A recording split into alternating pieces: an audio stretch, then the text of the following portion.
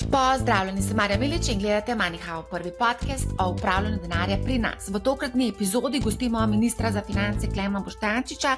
Z njim sem se želela pogovarjati o finančnem opismenjevanju, namreč z 20. novembrom se je začela javna obravnava novega nacionalnega programa finančnega opismenjevanja, ki bo oblikoval neko strategijo za izboljšanje finančne pismenosti državljanov v prihodnjih letih. Ta javna obravnava poteka do 20. decembra. Nekaj stvari je bilo potem še naknadno komunicirano po najnem pogovoru, ki sva ga posnela v soboto 23. novembra, ko se je mudil v Argentini. V tem tednu pa smo izvedeli, da pa vendarle prihajajo tudi težko pričakovani individualni naložbeni računi. Kako bo to sicer izgledalo v praksi, je predstavila državna sekretarka Nikolina Prah na dogodku Ljubljanske borze. Ti računi naj bi prišli enkrat konec leta 2025 oziroma leta 2026 v začetku, bili naj bi pa enostavni za uporabo in kar je najbolj pomembno za tudi naše številne poslušalce in gledalce, naj bi bili davčno bolj ugodni. Račun bo po višini vplačil omejen do 100.000 evrov, ob tem, da v prvem letu bo ta omejitev 20.000 evrov in potem se bo vsako leto zviševalo za dodatnih 5.000. Skratka, to je zelo na kratko in zelo na hiter povzetek, o tem bomo seveda še zelo podrobno in poglobljeno govorili. Zdaj pa predlagam, da gremo na epizodo z ministrom.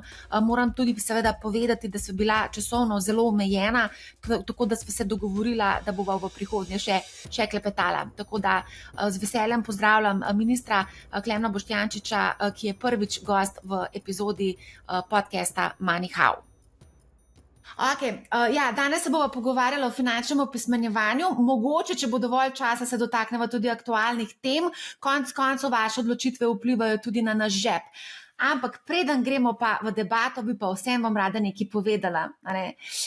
Odkar se ukvarjam s finančnim opismenjevanjem, to je zdaj že 20 let in sem naredila intervjuje s čisto vsemi ministri do zdaj na to temo, lahko rečem, da je vaše ministrstvo naredilo največ za finančno pismenost doslej. To pa ne pomeni, da smo tam, kjer bi morali biti. Se strinjamo, absolutno. No, dober primer poskusa finančnega opismenjevanja je bila definitivno ljudska obveznica, potem je tu še strategija razvoja trga kapitala z individualnimi računi in 22. novembra je bila še objavljena javna obravnava nacionalnega programa finančnega opismenjevanja, ki bo potekala do 20. decembra. Ampak preden greva midva na te tematike, bi vas najprej vprašala, kako vi upravljate svoje premoženje in kako izgleda vaš portfelj investicij. Sebe smatram za relativno konzervativnega vlagatelja, tudi preprosto iz razloga, ker nimam dovolj časa, da bi se aktivno ukvarjal. Verjamem, da če želiš recimo se z aktivno svojim portfeljem ukvarjati, je pač treba slediti vsaj na tedenskem, če ne na dnevnem nivoju dogajanje na trgih in to seveda ne samo pri nas, ampak tudi v tujini, kot rečeno, ker trenutno za to nimam časa. Pravzaprav imam naložbe že nekaj časa razpršene različno, tako da tudi recimo, da nekje padec enega dela premoženja ne vpliva bistveno na vse skupaj, pa na drugi strani tudi rast, recimo en del, manjši del, ker sem tudi že povedal, imam v kriptovalutah v zadnjih mesecu so te zelo zrasle, tako da se to pozitivno poznam pri vsem skupaj, ampak na koncu ne gre za neke drastične spremembe, ker kot rečeno imam zelo razpršeno to moje premoženje in tudi v osnovi verjamem, da je to pravi način. V osnovi gre pa za to, da se morajo ljudje sami odločiti, kaj želijo, pa predvsem je važno tudi, koliko sredstev, pa katera so tista sredstva, s katerimi razpolagajo. Se pravi, če vas prav razumem, imate delnice slovenske, tudi slovenskih blue chipov, si predstavljam, ne? Ja, drži. Nekaj imam v slovenskih, kot ste omenili, blue chipih, nekaj imam v tujih delnicah, nekaj imam v kriptovalutah, nekaj imam v nepremičninah, tako. Kdaj pa ste prvo naložbo kupili? Dolgo nazaj, sploh se ne spomnim. Katera pa je bila? Sigurno 20 let nazaj ali pa 30 let nazaj. V bistvu so bile Petrolove delnice, ki sem jih že davno tudi prodal, tako da jih trenutno nimam. A ste kdaj poslušali Money How? Ja, seveda, absolutno. Poslanstvo Money How je namreč finančno opismenjevanje, neodvisno. Vem in tudi, ne zato, ker danes imamo imelo tale pogovor, zelo podpiram to, kar delate. V resnici, jaz mislim, da je tudi, ko sem rekel, da se bomo malo pogovarjali o finančnem opismenjevanju danes, v resnici so tovrstni projekti meni ključni za finančno opismenjevanje. Namreč ministrstvo ali pa vlada sama z nekimi dokumenti ne naredi še nič. Gre se preprosto za to, kako pridete do ljudi, in v resnici je ravno ta način, kot je tole, pa recimo upam, da lahko še koga drugega omenjam, recimo projekt od Financ, Vlagatelj Max. Te stvari so meni izjemno blizu. In si želim, da bi tudi to, kar naša vlada dela, ali pa najprej to, kar je v strategiji, to, kar je zdaj v zadnjih tednih, mesecih se dogaja, da se pravzaprav povežemo ravno z tistimi, ki to v praksi delate, in jaz mislim, da je to v resnici neka win-win kombinacija. Tako da to je en del smeri, v katero gremo. Ko smo delali epizodo o ljudski obveznici, je bila to ena izmed bolj poslušanih epizod, pa vas bom tako vprašala, kaj bi danes naredili drugače, oziroma kaj se da izboljšati? Zdaj, če govorimo o ljudski obveznici, pravzaprav kaj dosti drugače ne bi naredili. Veliko se pojavlja vprašanje, da bi šli lahko še malo bolj zgodaj, pa mislim, da v resnici ne bi bilo bistvene razlike, ker tudi še danes so razlike med pasivnimi in aktivnimi obrestnimi merami visoke, kar je bil eden od razlogov ključnih, zakaj smo se odločili za izdajo teh obveznic. Zdaj malo bo 1 leto od takrat in mi imamo resen namen v začetku leta kmalu ponovno izdajo podobne obveznice. Na dolgi rok sicer v osnovi ne mislim, da je to inštrument, ki bo ključen. V resnici gre za relativno specifičen inštrument, kot sem rekel, zaradi razmer na trgu je ta trenutek zanimiv. Zdaj, v kakšni višini, kakšna bo ta izdaja, se še nismo odločili, ampak pravzaprav je pa skoraj odločeno, da to dejansko gremo. No, tisto, kar sem želel še reči, je, da recimo še en instrument, ki ga pa seveda že nekaj časa izdajamo in s tem absolutno bomo tudi redno nadaljevali, so zakladne menice. Zakladne menice so en inštrument, ki se mi zdi zanimiv in v katerem verjamem, da ljudje premalo vedo. Jaz imam kar nekaj znancev, ki res redno kupujejo te zakladne menice že dalj časa. Mislim pa, da širša javnost malo ve o zakladnih menicah in tako kot je bilo lani recimo relativno veliko in sem vesel tega izobraževanja, pa če hočete nek način reklame o obveznicah, in bi bilo super tudi o zakladnih menicah se o tem pogovarjati, ker verjamem, da so v marsičem še bolj zanimive kot pa te tako imenovane ljudske obveznice. Na Money Howu smo govorili o zakladnih menicah, je pa en minus, in sicer davčna obravnava. Tukaj pri ljudski obveznici smo prosti plačila davka do 1000 evrov obresti, tukaj pa, oziroma ne, smo sploh prosti plačila davka na obresti, kaj pa tukaj? Bomo tudi... Ja, drži, eden od namena te ljudske obveznice je bilo ravno tudi poseči v to davčno obravnavo. Verjamem, da nam na različnih finančnih instrumentih nas kar še nekaj dela čaka glede tega. Tako da tudi na tem pravzaprav kar intenzivno delamo in verjamem, da bo v relativno kratkem predstavljenih nekaj predlogov za spremembe. Na nek način si seveda želim, da bi bila davčna obravnava različnih instrumentov podobna. Danes namreč ni tako, zaradi nekih zgodovinskih razlogov, tako da na tem naš direktorat za finančni sistem zelo intenzivno dela skupaj z davčnim direktoratom.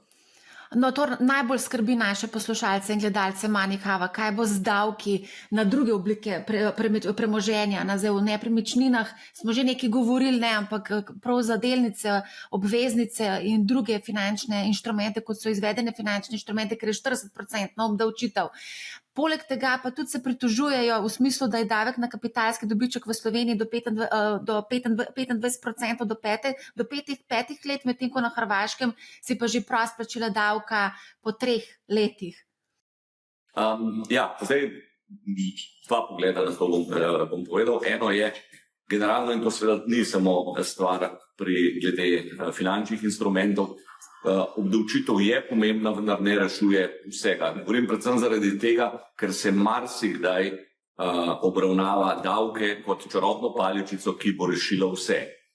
Davčna politika je podporna politika drugim politikam in je temu primerno treba tudi jemati, tako da v resnici samo s tem, ko tisti, ki vas čas govorijo, znižite davke in bomo s tem vse rešili, seveda niti približno to ne drži. Na drugi strani pa ne zanikam, da je ravno na področju finančnih instrumentov v resnici marsikaj potrebno spremeniti. Sami ste omenili izvedene finančne instrumente, tudi sam osebno mislim, da je taka obdavčitev kot je, ki je stara, mislim, da zdaj že nekih 15 let, nepotrebna.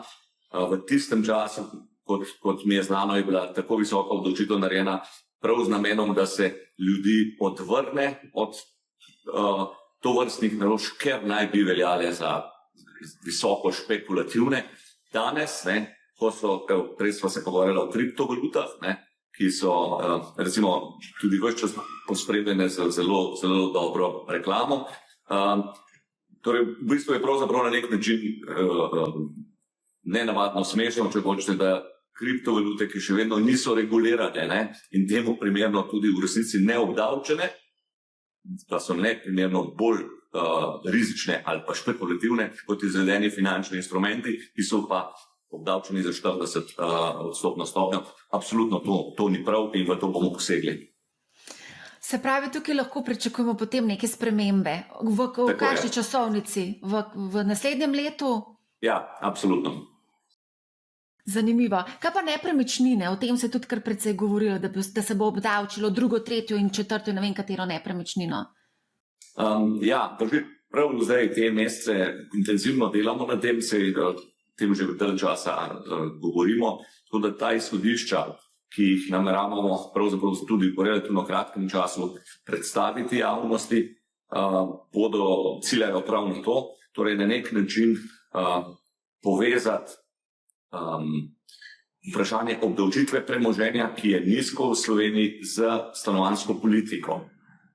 Namreč predvsem se pogovarjamo torej o prvi nepremičnini, ampak o drugi, tretji, četrti nepremičnini in kako povezati to obdavčitev s tem, da dosežemo, da bodo predvsem prazne nepremičnine dejansko prišle na trg in bo seveda to pozitivno vplivalo na konec koncev na dosegljivost in cene najemnin v Sloveniji. Tako da to je tisti del, na katerem zelo intenzivno delamo in ga želimo pravzaprav v teh izhodiščih paketno predstaviti. Zdaj na tem trgu najemnem vlada dobesedno pravi Teksas, nimamo nobenih evidenc, tudi na Fursu nimajo neke prav dobro urejeno evidence. Kaj pa tukaj nameravate narediti? Ja, zdaj, kar se tiče evidenc, ki jih ima geodetska uprava, se te zelo izboljšujejo. Tudi se ravno pred kratkim smo se veliko ukvarjali tudi v javnosti, bilo relativno veliko o novih vrednostih nepremičnin, ki se bodo seveda od naslednjega leta že uporabljali za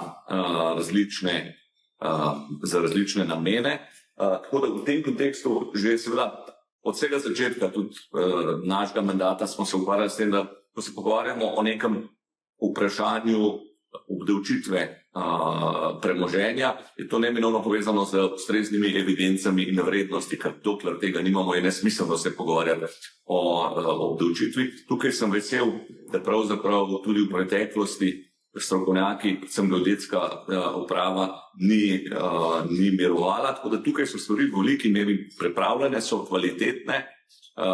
Želim si, mi je tudi všeč, da bo tudi seveda vsak posameznik, da se lahko oglasi, pove, ker seveda mislim, da so zdaj verjetno vse vrednosti, ki so danes na geodetski upravi ustrezne, ampak tukaj smo zelo naprej, no? In verjamem, da to ne bo ovira pri vsebinskih rešitvah, ki jih pripravljamo. A ste vi preverili vašo vrednost nepremičnine na Gursu? V bistvu jo nisem še. Res ne? Ne. Predlagam, da se res pogledate. Ne, nekaj sem jo v preteklosti, pa že takrat verjamem, da je bila na nek način ni bila tako daleč stran od tega, ker mislim, da je realno, ampak na nek način sem pa rekel, bom počakal še in se v resnici prav zavestno nočem s tem preveč ukvarjati in to na nek, kaj ne rečem, poseben nivo dejati. Z davki pa tudi lahko spodbudite ljudi, da se mogoče malo bolj angažirajo na kapitalskem trgu. Pa dajte mi povedati, strategija razvoja trga kapitala pri nas, kako ste zadovoljni z implementacijo te strategije? Zdaj, ta strategija ima nekaj zelo smelih ciljev in verjamem, da bo zaživela takrat, ko bodo vsi tako ali drugače zaživeli. Izjemno pomembna se mi zdi to. V resnici so se te cilje tudi povezani, ni zdaj eden mimo drugega, ampak recimo ta paket, ki pripravljamo zdaj, oziroma ta inštrument individualnih finančnih računov, recimo to je poseben zakon bo vezan na ta inštrument, v veliki meri je tudi že pripravljen, komuniciran bo spet v naslednjih nekaj tednih.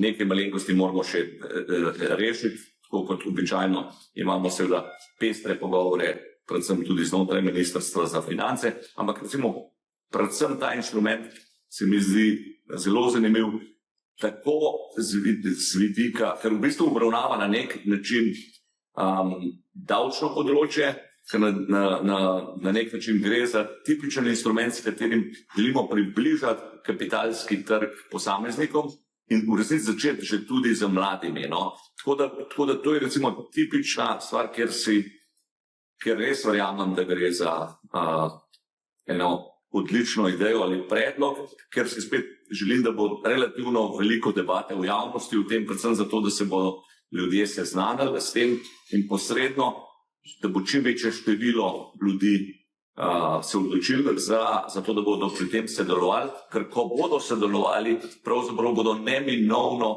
morali na nek način se ukvarjati tudi z različnimi oblikami naložbanja, ker je to eden od osnovnih elementov tega predloga, ampak kot sem rekel, ta trenutek še ne bi konkretno o tem govoril, ker bomo o tem zelo kmalu uradno spregovorili.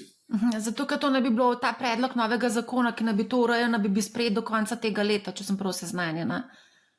Zdaj, v državnem zboru bo težko sprejeti do konca letošnjega leta, ker je preprosto postopek malo dalj traja, ampak nekje do konca leta bi pa moral predlog priti ven in verjamem, da tudi recimo da bodo vsi tisti, ki jih to predvsem zanima, tudi recimo vi, da boste to zelo natančno pregledali in da se bomo o tem predvsem pogovarjali. Predvsem si želim, da se potem recimo kakšen mesec, dva prišli intenzivna razprava o tem in da potem dejansko gremo čim prej v državni zbor in to tudi v zakonu. Ja, naše poslušalce dejansko to že zanima, te individualni računi. Sem se pa pogovarjala tudi z Bombačem, Marko Bombač, šef Ljubljanske borze. On tudi pričakuje, da bo z ravno temi individualnimi računi se povečalo zanimanje za investiranje v slovenske blue chipe. Vi pričakujete podobno? Ja, absolutno, ja, to je nujno potrebno. Se veste, da je eden od ciljev ključnih te strategije razvoja trga kapitala je, da iz obrobnega trga, kar smo trenutno definirani kot obrobni trg, pridemo do tako imenovanega emerging marketa. In seveda najhitrejša pot do tega bi bila, ali pa recimo tisto, kar največ bi pomagali, je, da seveda povečamo tržno kapitalizacijo na na naši borzi, s tem se relativno veliko pogovarjamo, tako da tudi temu sem sam zelo naklonjen, ne glede na to, da je Slovenija, politično, prislovično zelo konzervativna.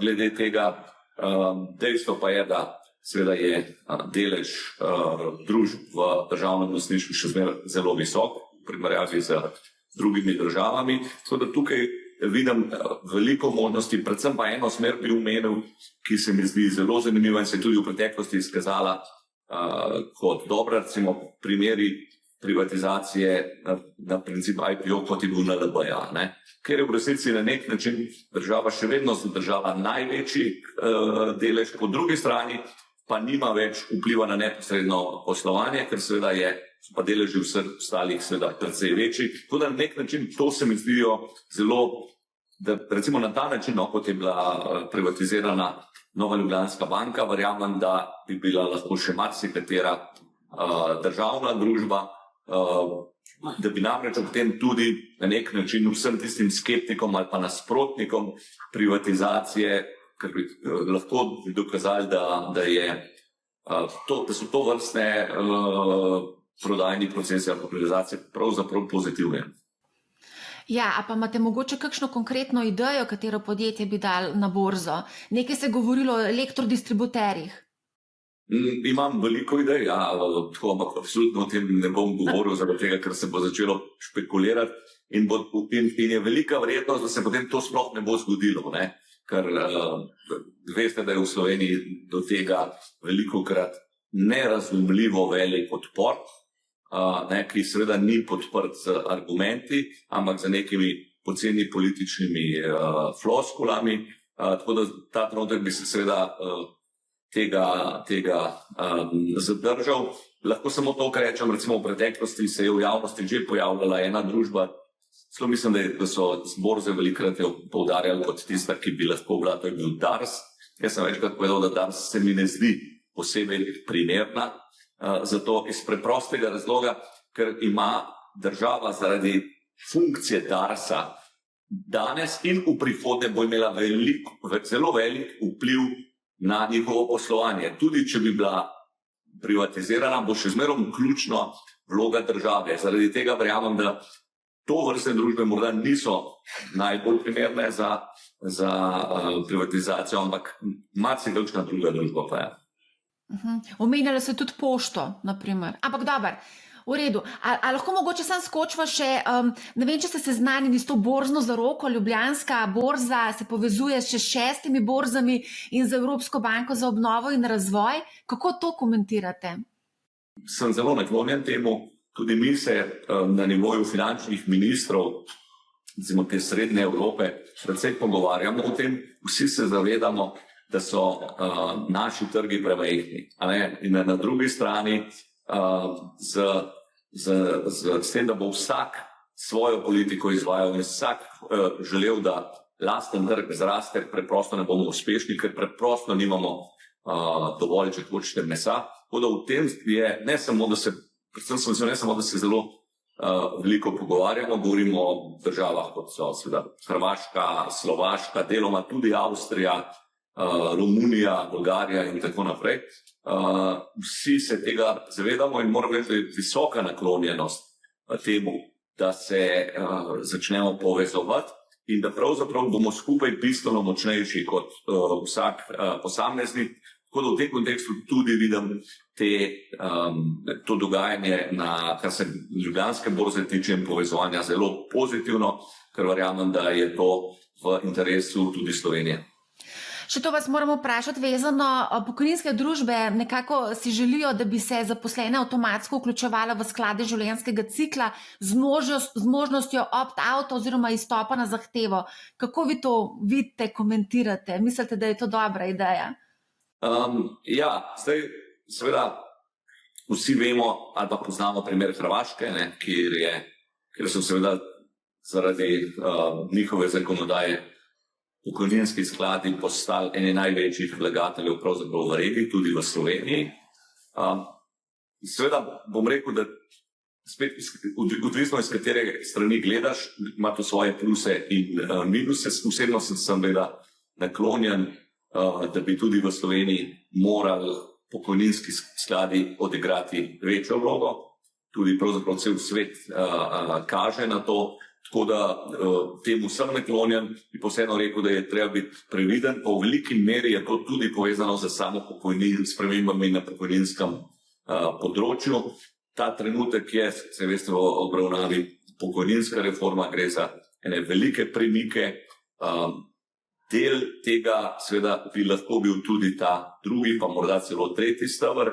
Je pa dejstvo, da je ta osnovna tematika že tako kompleksna, da jo v resnici zavestno ne želimo preveč porivati naprej tega dela še, ker verjamem, da bi se sicer tako zakomplicirali, da bi otežili sprejemanje, ampak absolutno je nek dogovor tudi za socialnimi partnerji, da se ob robu tega intenzivno pogovarjamo in tudi, ko bomo tiste rešitve osnovne pri spremembah pokojninskega sistema tako visoko uskladili, da gremo z njimi naprej, da bomo seveda tudi sporedno začeli bolj intenzivno se pogovarjati na tem področju, ki ste ga omenili. Okay. Imam še eno vprašanje vezano na SID banko, ki si tudi prizadeva k razvoju kapitalskega trga. Ne vem, če ste bili na vezi z Borutom Jamnikom. Oni v bistvu tudi načrtujejo oblikovanje družbe za upravljanje, kjer bodo prenesli vse svoje premoženje na to družbo za upravljanje. V kakšnem obsegu želi država recimo podpreti SID banko pri tej nameri? Večkrat sem že povedal tudi v preteklosti, da je prvič SID banka izjemno pomembna inštitucija, ki verjamem, da ima ogromno potencijala tudi če primerjamo z drugimi razvojnimi bankami v drugih državah. Tako da verjamem, da bi morala igrati bolj aktivno vlogo. Tako da v tem kontekstu sem zelo zadovoljen, da sedanje vodstvo SID banke se tega zaveda in je zelo ambiciozno. Celo včasih tako, da imamo kar pestre sestanke na Ministrstvu za finance. Glede tega, ampak absolutno to vidim izjemno pozitivno, predvsem to, da SID banka želi zelo aktivno vlogo igrati na različnih, tudi recimo tisto, o čemer smo se v zadnjem času veliko pogovarjali na stanovanjskem področju. Ja, tudi ne samo na stanovanjskem, predvsem v teh alternativnih oblikah financiranja, ne vem, različnih podjetij, startupov, imajo sklade tveganega kapitala, sklade zasebnega kapitala, infrastrukturne sklade, zasebni posojilni sklade, tako da so precej aktivni na tem področju tudi, ne?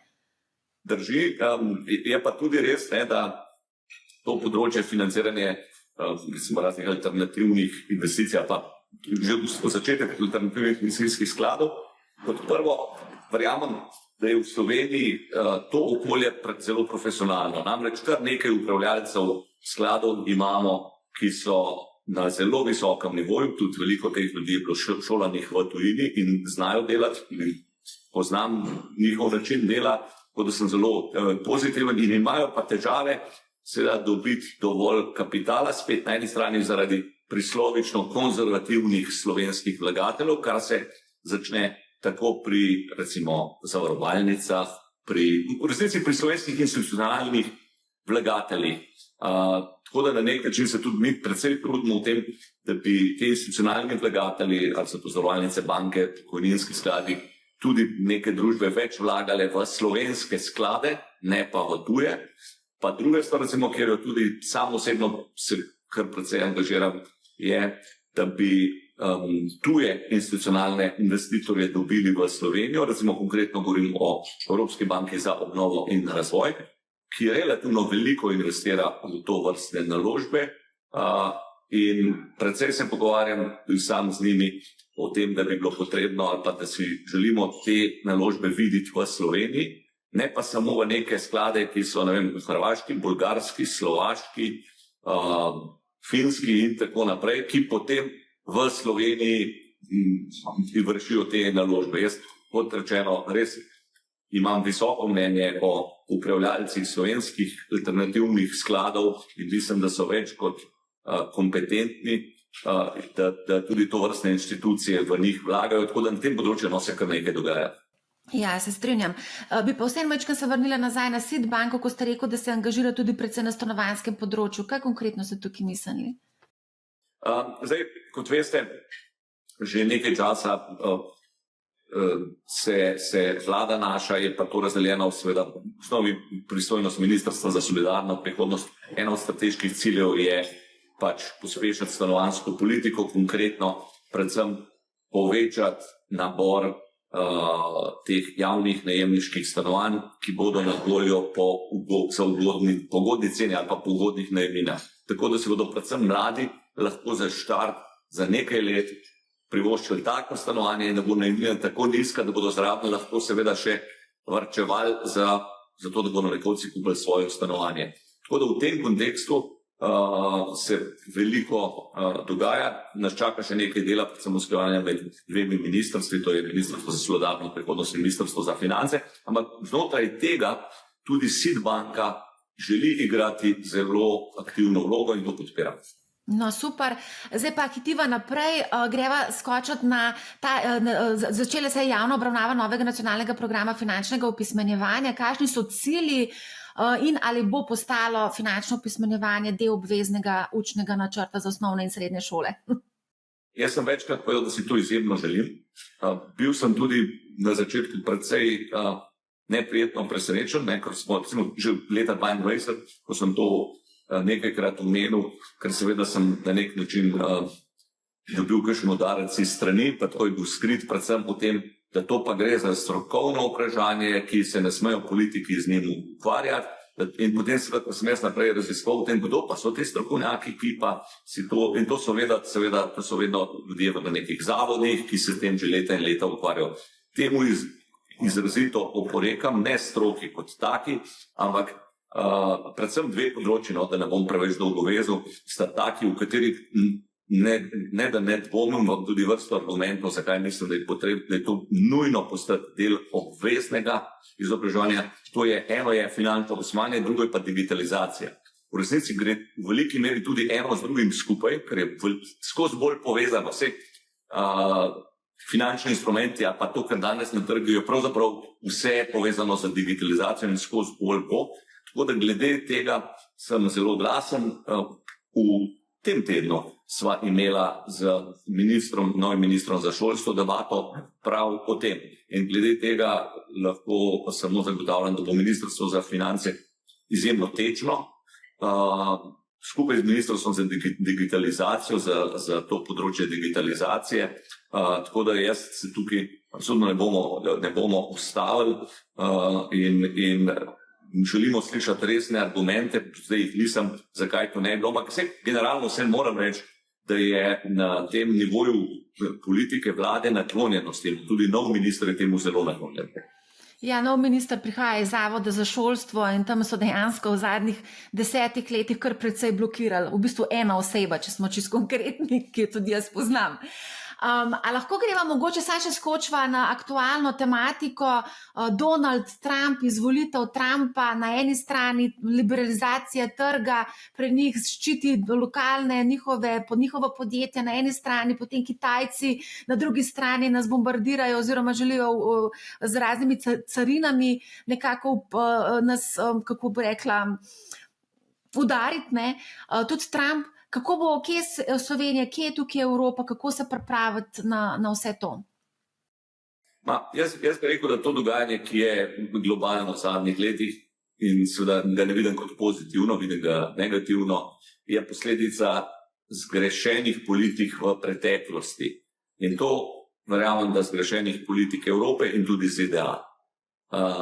In dejstvo je, da jaz seveda še vedno sem kot oseba liberalc in verjamem v to, da tudi kar se tiče napredka, če hočete gospodarstva in vsega ostalega, je verjamem v konkurenco, v odpiranje trga, ne zapiranje trgov. Tako da verjamem, da te ukrepi, ki jih Trump napoveduje, na nek način tudi, ki jih je Evropa uvedla, so posledica, kot sem rekel, zgrešenih politik v preteklosti. Jaz jih sicer lahko na nek način razumem, me je pa strah tega, da to postane potem neka prevladujoča politika, kar pa seveda ne verjamem v to. Tista stvar, v kateri sem tudi precej glasen na ECOFIN sestankih, pa hvala Bogu še zdaleč nisem edini, recimo tudi francoski in nemški finančni minister sta zelo glasna glede tega, je to vprašanje te konkurenčnosti in da nehimo samo jamrati, ampak začeti na nivoju Evropske komisije spreminjati politike. Vse veste, da je neka krilatica, ki nažalost ni več smešna, že dolgo več ne, je, da medtem ko ZDA, predvsem pa Kitajska, razvijajo, Evropa regulira. Določenih stvareh seveda je to prav, ampak generalno svet gre dalje in prilagoditi se moramo temu, kar se druge dogaja, ker seveda samo to, da se bo cel svet prilagodil v Evropi, ne drži. In tako da sem na nekaj vsaj zadovoljen v to, da je v zadnjih mesecih postalo, da se tega v resnici Evropi večina politikov začela zavedati. Se pravi, a se lahko Slovenija naleze nemške gripe? Vidimo, da imamo kar nekaj težav v avtoindustriji, tudi v kovinsko-predelovalni industriji so težave. Kako vi vidite trenutno situacijo? Kaj nas čaka? Jaz mislim, da ne. Tudi Slovenija kakorkoli ni bila tako odvisna od, recimo, nemški model rasti je bil precej specifičen, torej ni bila tako zelo odvisna od ruskih fosilnih goriv, kot je bila Nemčija. Tako da nikakor ne, tudi kar precej sem se pogovarjal z deli slovenske avtomobilske industrije, ki je zelo propulzivna, išče trge izven Evrope. In tukaj ne govorim samo o Kitajski, mimogrede, jaz v osnovi ne verjamem prav veliko v to, da bi bil slovensko avtomobilsko industrijo, da je pravilna usmeritev na kitajski trg. To niti približno ne verjamem. Je pa na druge trge, v svetu je še veliko trgov, ki so propulzivni, v resnici v zadnjih letih precej bolj tudi kot Evropa, govorim predvsem o arabskem polotoku, na koncu tudi v Latinski Ameriki.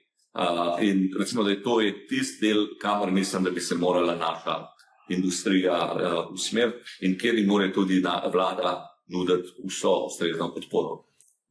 Samo še za konec, kaj svetujete malim vlagateljem v Sloveniji? Kaj jim priporočate, svetujete karkoli? V bistvu jim svetujem, da čim več poslušajo oddaje, kot je vaša, in da čim več berejo stvari, ker v resnici stvari niso tako zapletene, kot se zdijo. Predvsem se mi zdi pa pomembno, še ena stvar. Velikrat, ko govorimo o malih vlagateljih, tudi sam, tudi mene ste to vprašali v tem smislu, kako vzgajaš svoje otroke, da bodo postali vlagatelji z glavo. Tista stvar, na katero velikrat pozabljamo, so starejši.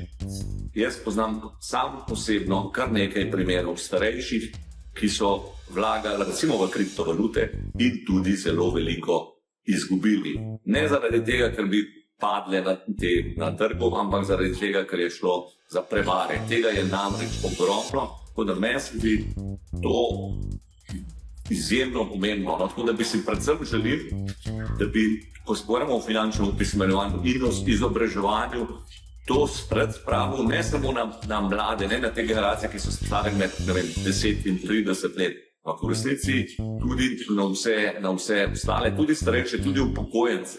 Tako da to se mi zdi tista pomembna čas in tle, če bomo skupaj delali, v resnici nas čaka veliko dela še. Super, najlepša hvala za vaš čas. Hvala tudi vam. Upam, da vam je bila epizoda všeč. Spremljajte nas na naši spletni strani money-how.si. Tam objavljamo vse novosti, ki jih pripravljamo. Prav tako pa te novosti najdete tudi na našem Discordu MoneyHow. Vse povezave pa bodo objavljene tudi v opisu spodaj. Poslušajte MoneyHow, ne bo vam žal in lep pozdrav!